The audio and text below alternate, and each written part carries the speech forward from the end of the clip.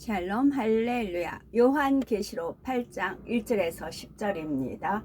일곱째 인을 떼실 때에 하늘이 반 시간쯤 고요하더니 내가 보매 하나님 앞에 일곱 천사가 서 있어 일곱 나팔을 받았더라. 또 다른 천사가 와서 제단 곁에 서서 금향로를 가지고 많은 향을 받았으니 이는 모든 성도의 기도와 합하여 보좌 앞 금제단에 드리고자 함이라. 향연이 성도의 기도와 함께 천사의 손으로부터 하나님 앞으로 올라가는지라. 천사가 향로를 가지고 제단에 불을 담아다가 땅에 쏟음에 우레와 음성과 번개와 지진이 나더라. 일곱 나팔을 가진 일곱 천사가 나팔 불기를 준비하더라. 첫째 천사가 나팔을 부니 피 섞인 우박과 불이 나와서 땅에 쏟아짐에 땅의 3분의 1이 타버리고 수목의 3분의 1도 타버리고 각종 푸른 풀도 타버렸더라. 둘째 천사가 나팔을 부니 불붙는 큰 산과 같은 것이 바다에 던져짐에 바다의 3분의 1이 피가 되고 바다 가운데 생명 가진 피조물들의 3분의 1이 죽고 배들의 3분의 1이 깨지더라. 셋째 천사가 나팔을 부니 횃불같이 타는 큰 별이 하늘에서 떨어져 강들의 3분의 1과 여러 물샘이 떨어지니 이 별 이름은 쓴쑥이라. 물의 3분의 1이 쓴쑥이 되매 그 물이 쓴 물이 되므로 많은 사람이 죽더라. 넷째 천사가 나팔을 부니 해 3분의 1과 달 3분의 1과 별들의 3분의 1이 타격을 받아 그 3분의 1이 어두워지니 낮 3분의 1은 비추음이 없고 밤도 그러하더라. 내가 또 보고 들으니 공중에 날아가는 독수리가 큰 소리로 이르되 땅에 사는 자들에게 화가 있으리니 이는 새 천사들이 불어야 할 나팔 소리가 남아 있음이로다 하더라. 아멘. 요한계시록 42번째 일곱째 인 일곱 나팔 가진 일곱 천사입니다. 사도 요한은 하나님의 오른손에 일곱 인으로 봉해진 책이 있는 것을 보았습니다. 그 책의 인봉이 하나씩 떼어질 때마다 이 땅에는 7년 환란의 재앙들이 펼쳐지지요. 요한계시록 6장에서는 6번째 인까지 떼는 내용이 나옵니다. 7년 환란에 휘말린 지구는 고통과 공포와 슬픔 등 죽음의 땅이 되어 갑니다. 하나하나 인을 뗄 때마다 전쟁과 기근, 태풍과 환경 파괴로 인한 재앙들이 더해지지요. 이런 가운데서도 이 땅에는 한 가닥 소망의 빛이 비추게 됩니다. 다시 한번 하나님의 국률이 임하는 것이지요. 그것은 바로 7장에 나오는 14만 4천 명의 하나님의 인맞은 종들입니다. 그리고 다시 이들을 통해서 구원에 이르는 수많은 무리들이 나옵니다. 7년 환란 때 쭉정이 신사들이 순교하여서 구원받기는 결코 쉽지 않습니다. 순교의 자리에 이를 수 있는 사람이란 쭉정이 신자들과는 중심이 다른 사람들이지요. 7년 환란 이전에도 복음을 제대로 듣기만 했다면 구원받을 수 있는 중심입니다. 단지 그전에는 진리를 깨우쳐 줄 인도자를 만나지 못했던 것이지요. 혹은 소경의 인도를 받는 소경처럼 잘못된 인도자를 만났던 경우도 있습니다. 이러한 사람들이 휴거 사건을 보면서 비로소 진실을 깨닫게 됩니다. 그리고 주님을 구세주로 영접하게 되면 그때부터는 이전과는 180도로 달라지지요. 지난날의 잘못을 철저히 통해 자복하며 주를 위해서 생명 다해 달려가게 됩니다. 반면에 쭉정이 신자들은 이미 진리를 들어 알면서도 행치 않아서 7년 환란에 떨어진 사람들입니다. 적당히 세상과 타협하며 대충대충 신앙생활했던 사람들도 많고요. 이런 경우는 7년 환란에 떨어진 후에 회개를 한다 해도 순교하기가 극히 어렵습니다. 예를 들어서 하나님에 대한 첫사랑을 잃고 하나님을 한번 배신하여 세상으로 갔던 사람은 돌이키려고 해도 힘이 오지를 않습니다. 두려움 때문에 오히려 힘이 더 빠지게 되지요. 더구나 7년 환란 때는 이미 이 땅에서 성령이 거두어진 상태입니다. 성령의 도우심도 받지 못한 채 자신의 힘과 의지로 돌이켜야 하는 것이지요. 당장은 회개한다 해도 유혹과 큰 핍박이 오면 다시 무너져 버릴 가능성이 그만큼 큽니다. 우리는 이러한 사실을 잘 깨달아야 하지요. 이미 진리를 듣고 체험해 온 우리는 결코 7년 환란에 떨어지는 일이 없어야 합니다. 7년 환란에 떨어질 것을 염려하는 신앙이 아니라 날마다 더 좋은 천국을 소망하며 달려가는 복된 신앙생활이 되어야 되겠죠. 요한계시록 8장 1절에서 2절에 일곱째 인을 떼실 때에 하늘이 반시 동안만 고요하더니 내가 봄에 하나님 앞에 시위한 7 천사가 있어 7 나팔을 받았더라. 여기서 하늘이 반시 동안쯤 고요하다는 것은 마치 폭풍 전야와 같은 상태를 의미합니다. 지금처럼 6 인을 떼는 동안에도 많은 재앙들이 있었지요. 그러나 이는 앞으로 임할 재앙들에 비하면 시작에 불과한 것입니다. 곧 7째 인을 뗄 때부터 본격적인 7년 환란이 전개된다는 말이지요. 본문에 나오는 고요함은 평온함에서 오는 고요가 아닙니다. 하나님의 본격적인 심판이 시작되기 전 잠시 동안의 적막한 시간이지요.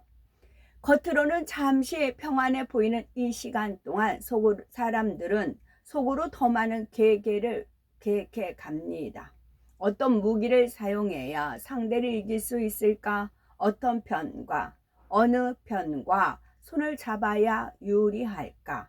상대를 어떤 방법으로 위협해 갈까? 이런 것들을 궁리하며 계획하고 준비해 나가지요.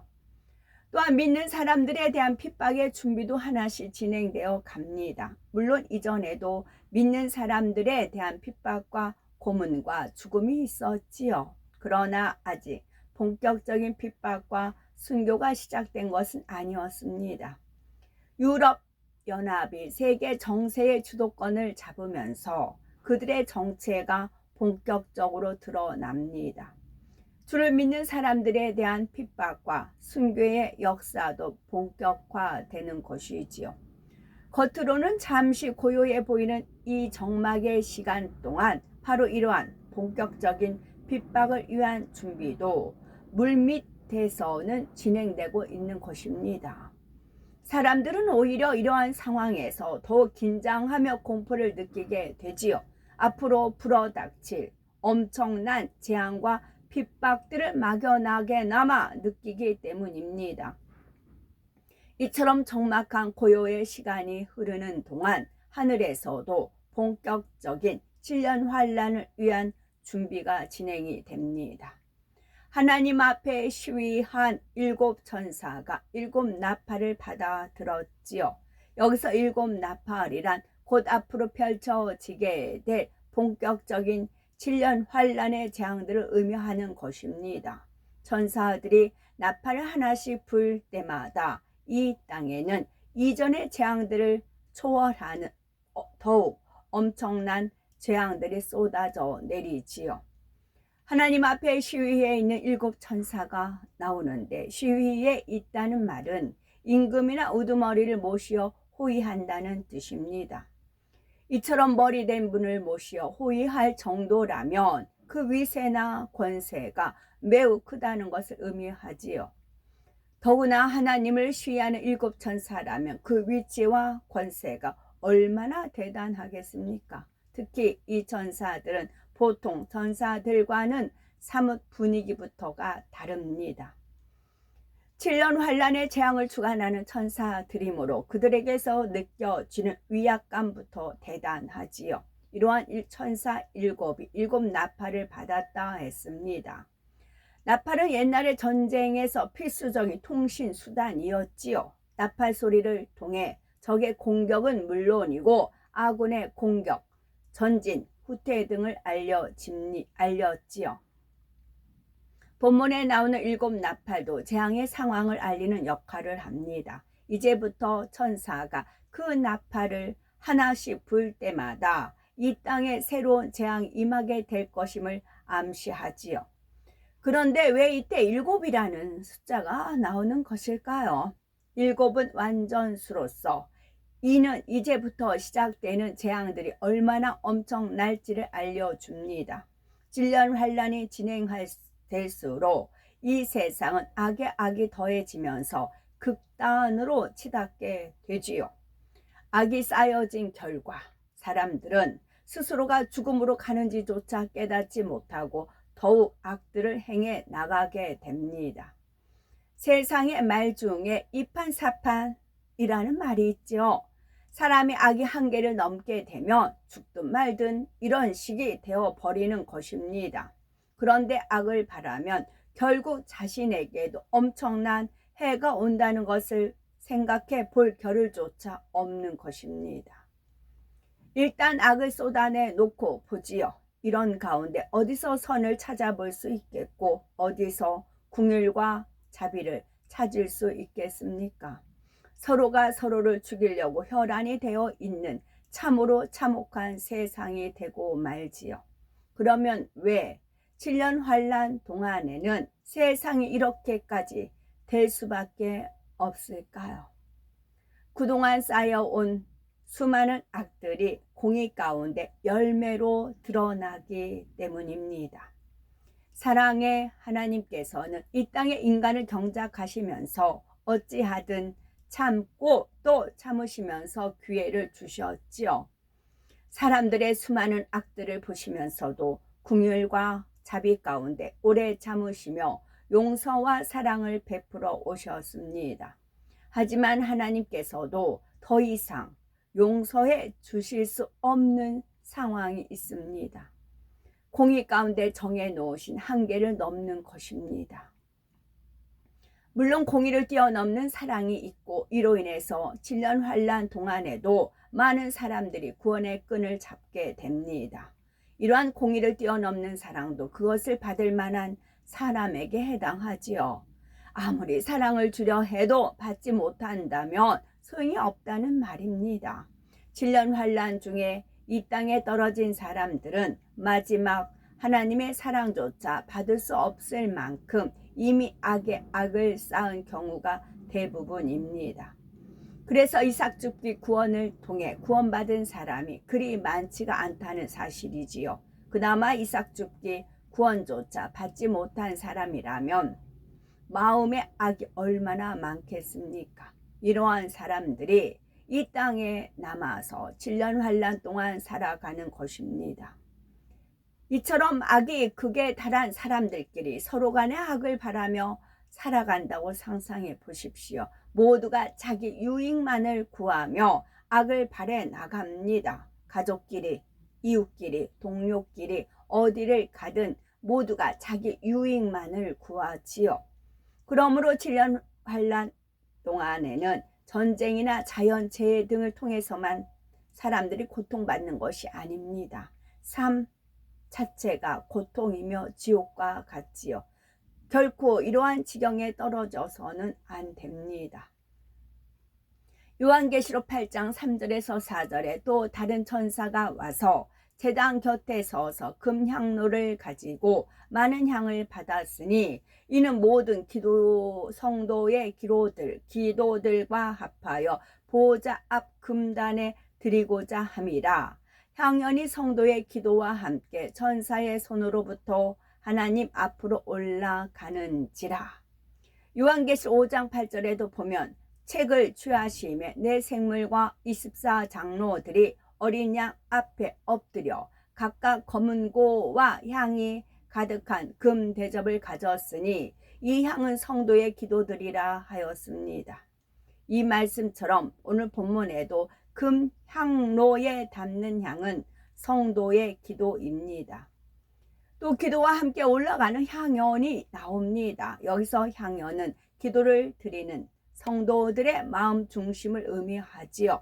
성도들이 하나님 앞에 기도할 때 그 기도를 천사들이 받아가게 됩니다. 이 기도가 다시 더 높은 천사에게 전해지지요. 이렇게 몇 단계를 거쳐서 천사장에 의해 하나님 보호자 앞에까지 상달되는 것입니다. 천사들도 여러 가지 직분이 있고 높고 낮은 서열이 있습니다. 비, 바람을 주관하는 천사가 있는가 하면 하나님의 명을 전달하는 천사도 있고요. 본문에는 보좌를 시유한 천사가 있고 또 다른 천사, 곧 기도의 향을 하나님께 올려드리는 천사도 나옵니다. 영의 세계에는 무수한 천사들이 있고 그 사명은 다 각각 정확히 구분되어 있습니다. 맡은 사명 안에서도 서열이 정확하게 정해지지요. 하나님의 자녀들도 장차 천국에 가면 정확한 서열이 있습니다. 성결되고 온 집에 충성하여 하나님을 닮은 만큼 더 서열이 높아집니다. 서열이 높을수록 하나님 앞에서도 더 가까이 나갈 수가 있지요. 마찬가지로 천사들 중에서도 하나님 앞에 나갈 수 있는 천사라면 그만큼 서열이 높다는 것을 의미합니다. 낮은 계급의 천사들이 자기들이 받아온 기도를 하나님께 직접 드리는 것이 아니지요. 그들이 받아온 기도의 향들은 다시 위 계급의 천사장에 모아서 하나님께 올려드리는 것입니다. 이렇게 해서 성도들의 기도가 하나님 앞에 향으로 연락되어 정해진 분량을 채우면 기도의 응답이 오게 됩니다.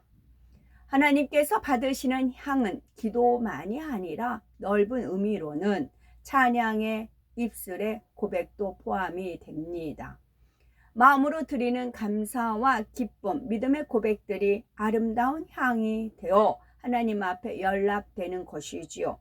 따라서 기도만이 아니라 모든 입술의 말도 항상 하나님 앞에서 아름답게 해야 합니다. 본문의 천사가 기도를 담은 것은 그냥 향로가 아니라 금향로라 했지요. 또 하나님 앞에 있는 단도 금단이라 했습니다.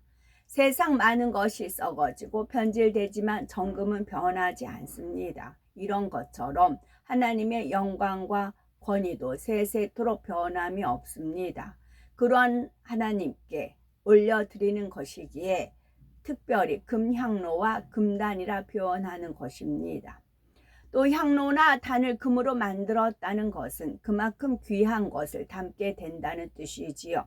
손님을 대접할 때도 귀한 손님일수록 아껴두었던 소중한 그릇을 꺼내 쓰게 됩니다. 또한 귀하고 소중한 그릇일수록 거기에 담는 음식도 귀하고 좋은 것을 드리지요. 이처럼 우리의 기도의 향이 금향로에 담길 수 있으려면 그만큼 합당한 기도의 향이 되어야 합니다. 그래서 이 금향로는 기도의 향을 측정하는 기도 기계와 같은 역할을 합니다. 예를 들면 돌이 섞인 쌀을 부어 넣으며 돌을 골라주는 기계가 있지요. 이런 기계처럼 하나님 앞에 합당한 기도는 금향로에 담기지만 그렇지 않은 기도는 담기지 않는 것입니다. 하나님 앞에 합당한 기도는 어떤 기도일까요? 하나님을 지극히 경외하는 마음에서 마음과 뜻과 정성을 다한 중심의 기도입니다. 정금과 같이 변함이 없는 믿음으로 드리는 기도라야 하지요.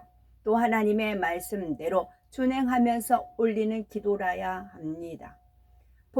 본문에 분명 기도의 성도의 기도라고 표현을 하였습니다. 성도라는 말은 거룩한 무리라는 뜻이죠. 하나님의 말씀대로 살며 하나님의 뜻을 쫓는 거룩한 하나님의 자녀들을 가리킵니다. 아무리 교회를 오래 다녀도 성결되어 하나님을 닮으려는 노력은 거의 하지 않는 사람도 있습니다. 이런 사람은 단지 교회만 왔다 갔다 하는 교인에 불과하지요. 이런 사람이 무엇을 기도한다 해도 그것은 마음의 향이 되기가 어렵습니다. 또한 금향로에 담길 수 있는 기도는 사랑의 마음으로 올리는 기도입니다. 육적인 사랑이 아니라 영적인 사랑을 말하지요. 하나님을 사랑하고 영혼을 사랑하는 마음에서 올리는 기도라야 합니다. 마태복음 6장 33절에 너희는 먼저 그의 나라와 그의 의를 구하라. 그리하면 이 모든 것을 너희에게 더하시리라 하셨습니다. 영적인 사랑과 믿음이 있다면 육적인 것보다 영적인 것을 구하는 기도가 더 간절히 나옵니다.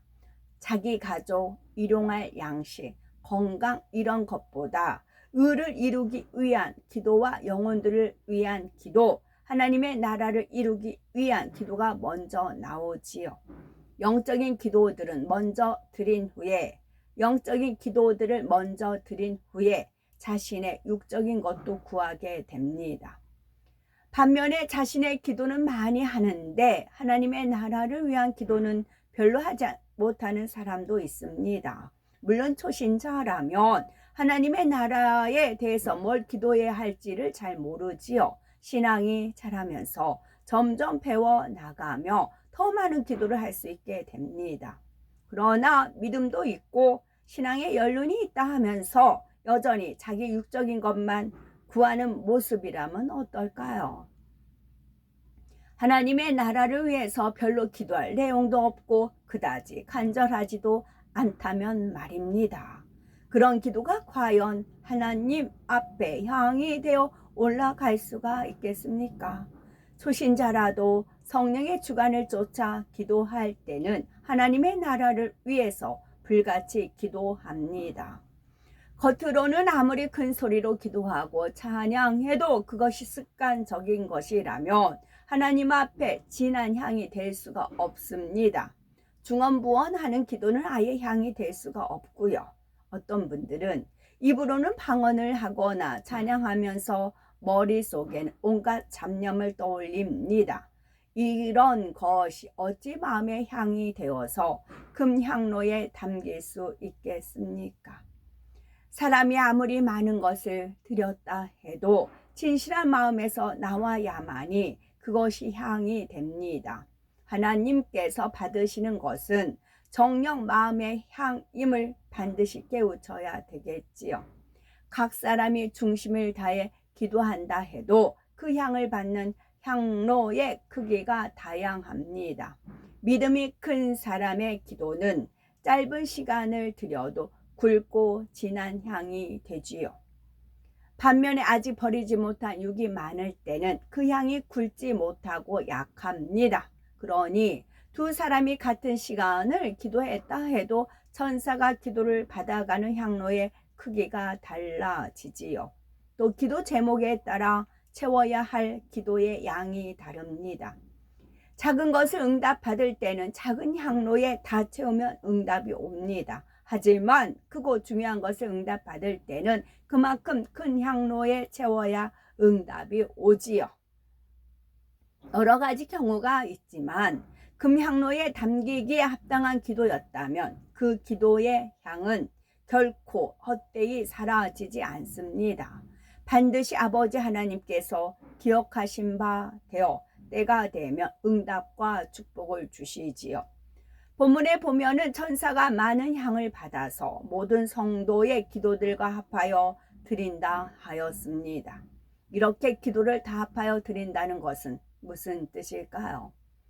이것은 경작을 마무리하는 시점에 성도들의 기도를 결산하여 드린다는 의미입니다. 인간 경작이 맞춰지게 되면 그때까지 드렸던 모든 기도가 결산되지요. 기도뿐만이 아니라 찬양과 고백 등 마음의 향이 되어 올려진 모든 것이 결산이 됩니다.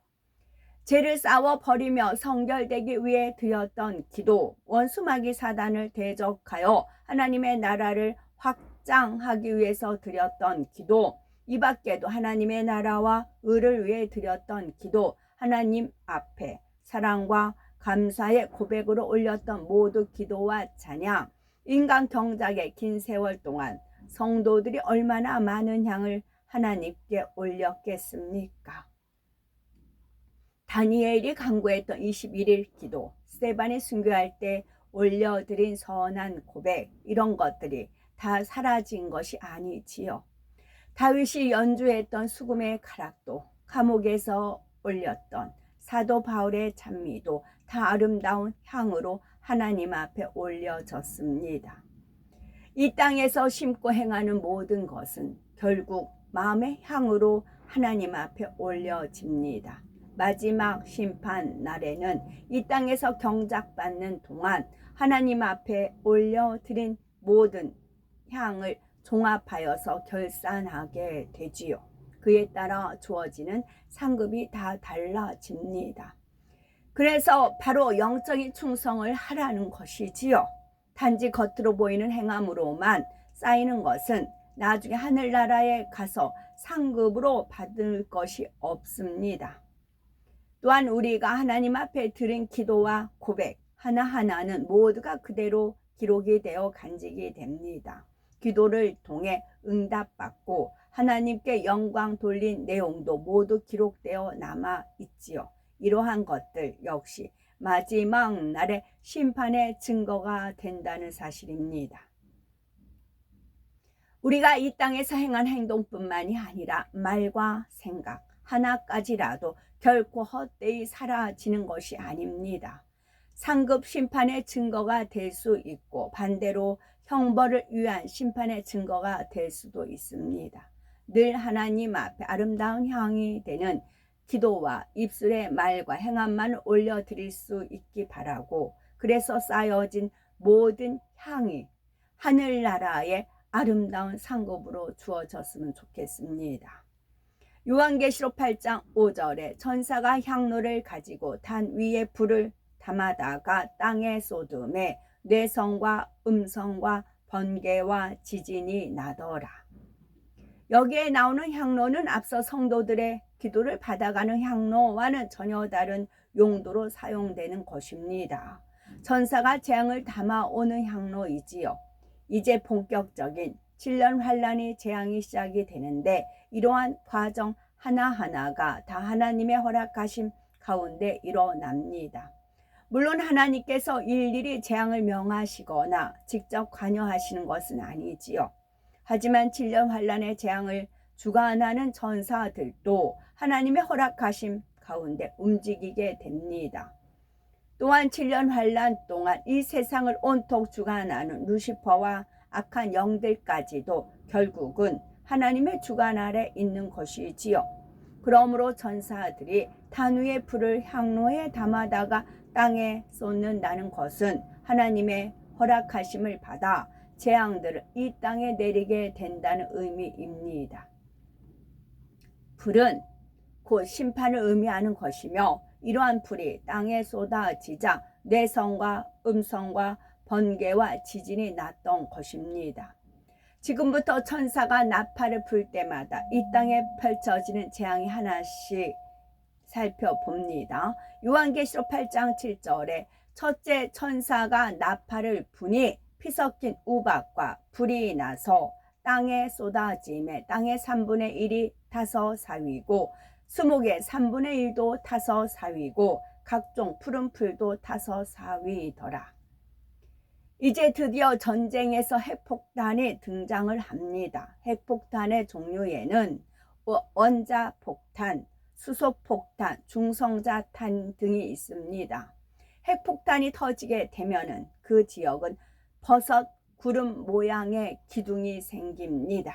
폭발과 함께 상승한 수증기와 핵물질 등이 찬 공기와 만나면서 우박이 되어 떨어지지요.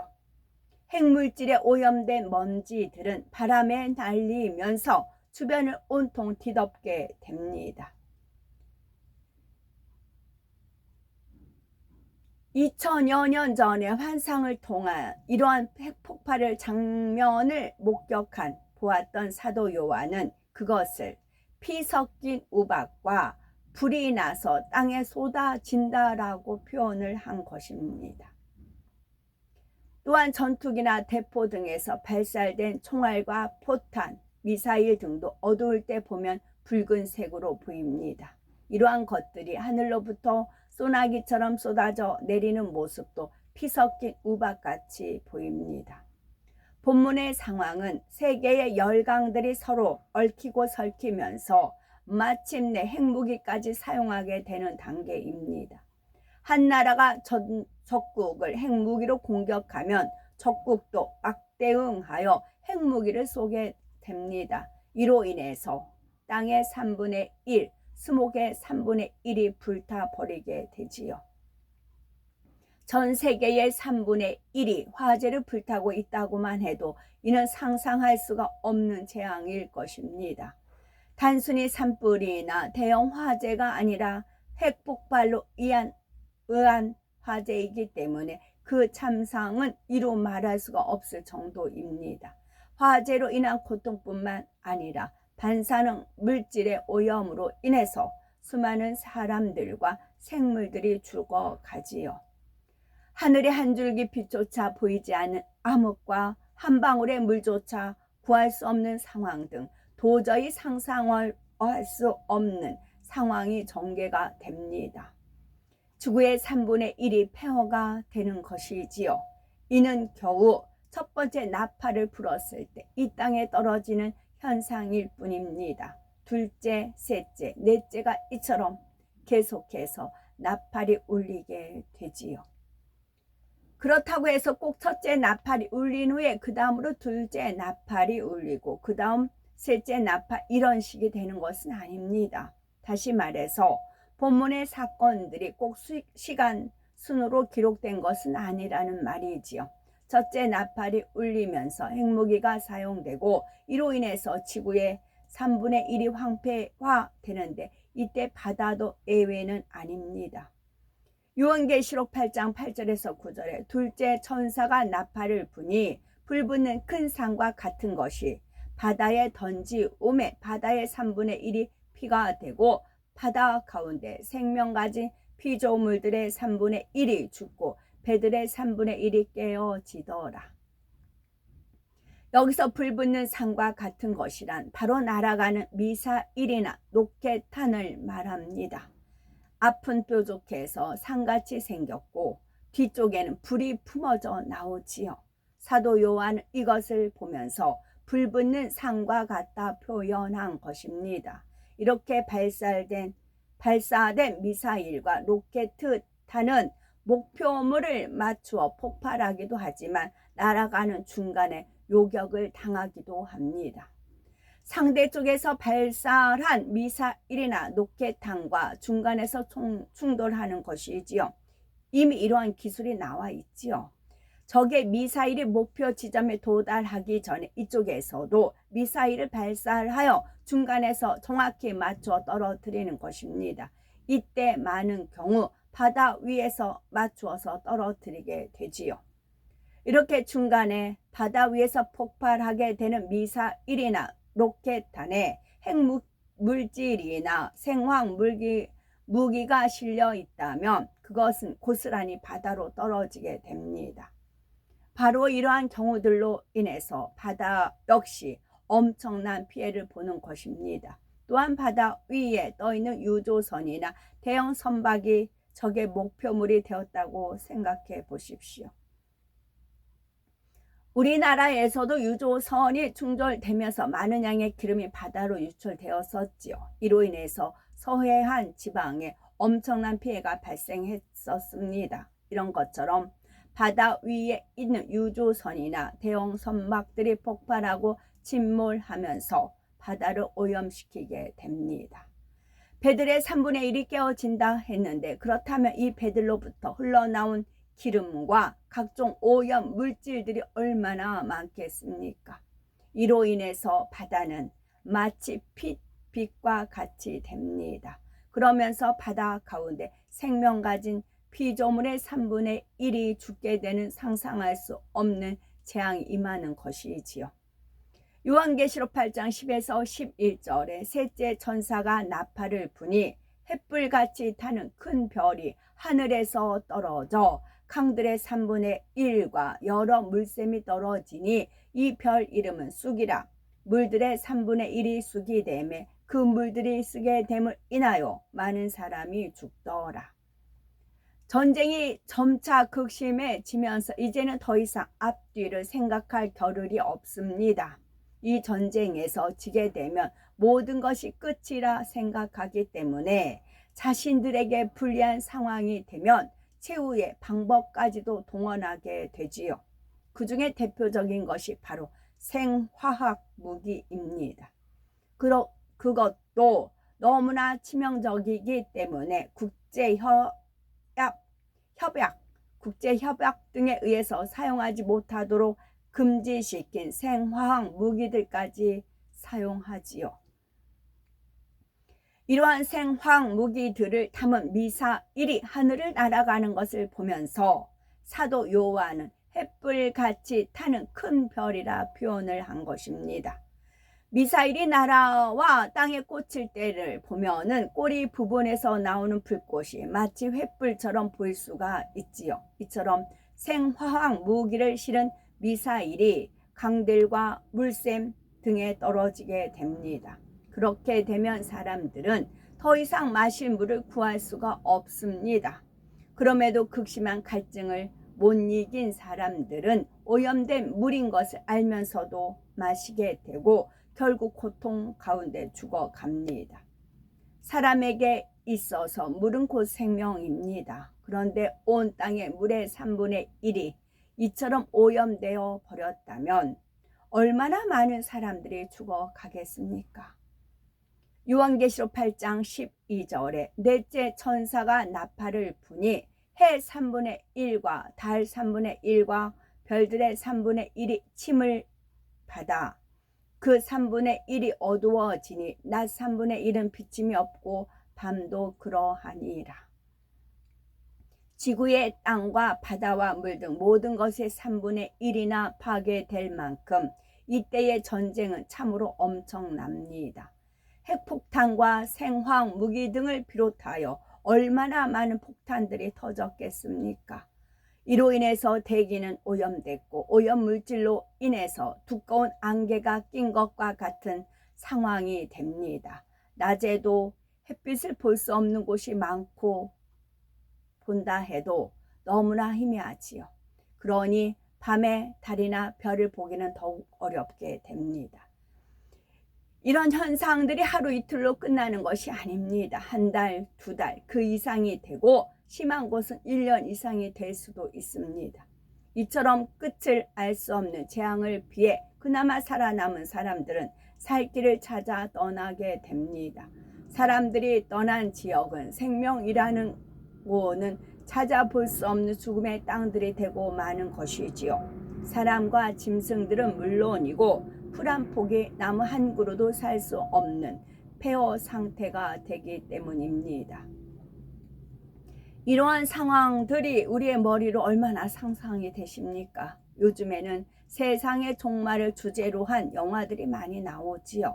그러한 것을 참고하면 7년 환란의 상황들이 어느 정도 상상이 될 수가 있습니다. 그러나 7년 환란은 영화가 아니라 현실입니다. 그냥 편안히 앉아서 팝콘을 먹으며 감상할 수 있는 그런 영화 같은 일이 아닌 것이지요. 막상 그 상황 가운데서 떨어지게 되면은 영화 속의 주인공처럼 살아남을 수 있는 가능성을 기대하기란 결코 쉽지 않다는 것입니다. 물론 살아남는 사람들이 있으나 그들 역시 언제 죽을지 모르는 공포와 두려움 가운데 있지요. 살아있어도 살아있는 것 같지 않은 그러한 삶을 살아가게 됩니다. 여기에다가 믿는 사람들을 색출하여서 주를 부인하게 하려는 핍박과 고문까지 더해집니다.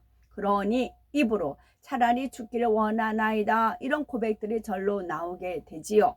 이 말씀은 지어낸 이야기도 아니고 아주 오랜 후에 일어날 일도 아닙니다. 이 말씀을 믿느냐 안 믿느냐는 내 자신의 선택할 몫이지요. 바로 우리 중에는 단 한 사람도 훗날 이런 일을 당하여서 후회하는 분이 결코 없으시기를 바라며 바로 지금 이 시간 결단하시기 바랍니다. 정령 7년 환란과는 전혀 상관이 없는 우리 모두가 되셨으면 좋겠습니다. 말씀을 통해 들으신 대로 7년 환란이 본격화되면서 이 땅에는 상상할 수 없는 큰 재앙들이 하나하나씩 더해집니다. 땅과 바다와 물이 죽어가고 이로 인해서 풀과 나무와 동물들과 사람까지 이 세상의 3분의 1이 파괴가 되지요. 그러나 이것으로 끝이 아닙니다. 5번째, 6번째, 7번째 앞으로도 계속해서 나팔이 울리게 되지요. 엄청난 비극이 이 땅에 펼쳐지고 있을 때 하늘 공중에서는 어떤 일이 일어나고 있겠습니까? 들림받은 하나님의 자녀들이 주님과 함께 공중 혼인잔치가 벌려집니다. 이 땅과는 비교할 수 없는 최고의 행복을 맛보고 있지요. 이 땅은 1분 1초가 너무나 길게 느껴집니다. 혼인잔치에 참여한 사람들에게는 7년도 순간과 같이 느껴지지요. 이 땅에서는 폭탄 소리와 폭발 소리, 전투기와 탱크, 장갑차 소리, 사람들의 비명과 신음소리만이 들립니다. 혼인잔치에서는 날마다 베풀어지는 연회와 울려 퍼지는 찬양 소리, 즐거움과 행복에 가득한 웃음소리가 들립니다. 이 땅에서는 제대로 된 음식이나 깨끗한 물조차 마시기가 어렵습니다. 혼인잔치에서는 이 땅 어디에서도 맛볼 수 없었던 최고의 음식들과 음료수들이 행복을 더해 줍니다. 이 땅에서는 쾌쾌한 화양 냄새와 화재로 인한 온갖 냄새, 그리고 악취가 코를 찌릅니다. 혼인잔치에서는 어디를 가도 너무나 아름다운 환경들이 눈에 들어오며 향기롭고 신선한 바람이 코끝을 스칩니다. 이 땅에서는 가족이나 친구 그 누구라도 서로 믿지 못하며 늘 주변을 경계하며 살아가야 합니다. 혼인잔치에서는 사랑하는 주님과 믿음의 선지인들을 비롯한 수많은 믿음의 형제, 자매들이 서로 사랑을 나누며 보내게 되지요. 이 밖에도 이 땅의 7년 환란과 공중의 7년 혼인잔치를 비교하자면 너무나 많은 차이가 있습니다. 사실 비교하는 것 자체가 의미가 없지요. 서로 비교조차 할 수 없는 두 가지 상황 중에 어느 편을 택할 것인가? 그 누구도 아닌 바로 내 자신의 몫입니다. 우리는 말씀을 통해서 영적으로 더욱 깨어있는 우리가 되시며 더 좋은 천국을 향해 문들을 통과해 나가시기 바라며, 그래서 아버지 하나님께서 주시는 평안과 성령께서 부어주시는 한없는 은혜가 우리 모두에 임하셔야 되겠습니다. 아멘.